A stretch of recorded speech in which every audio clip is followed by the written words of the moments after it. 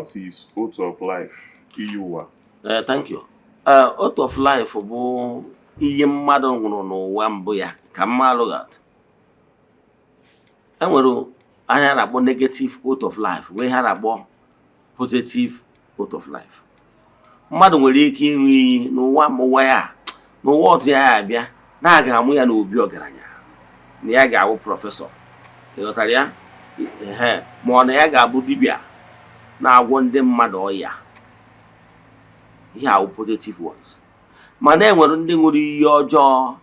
O nwere ike ọ bụrụ na ụwa mbụ ya, ụwa nke ọ nọ, ma ọ bụ n'ụwa mbụ ya na ọ nụrụ di, mụta nwa, tachaa afụzọ, mana di efevọrọ ya, o wee ṅụọ iyi na afọ ya tara n'ebe di ya dị ebuka, na o nwere ihe ya ji di eme, di gbakwa ọkụ n'ụwa ọzọ ya na-abịa, na o nwere ihe ya ji di eme.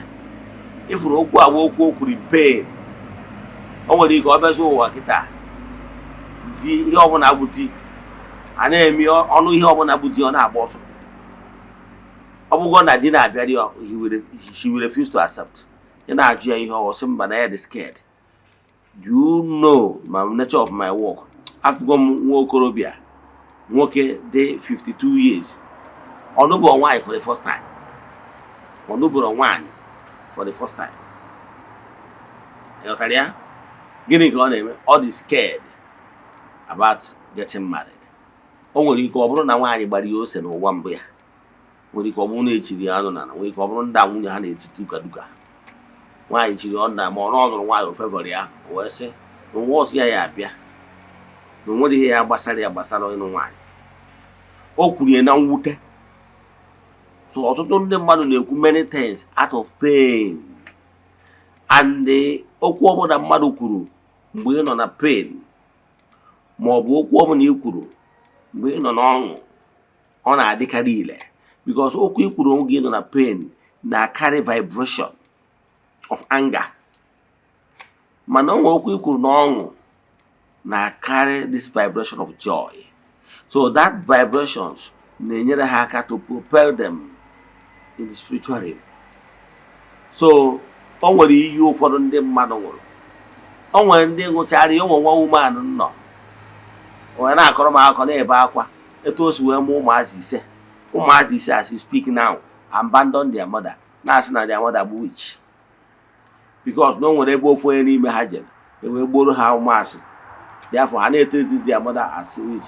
The mother na-ebe akwa si ahụfụ ya tara wee zụọ ụmụazị ya mgbe di ya nwụrụ mgbe ụmụazị ya dị n'obere. O wee gbara ọtọ wee zụgide ụmụazị ruo mgbe ụmụazị ya ga-abara uru.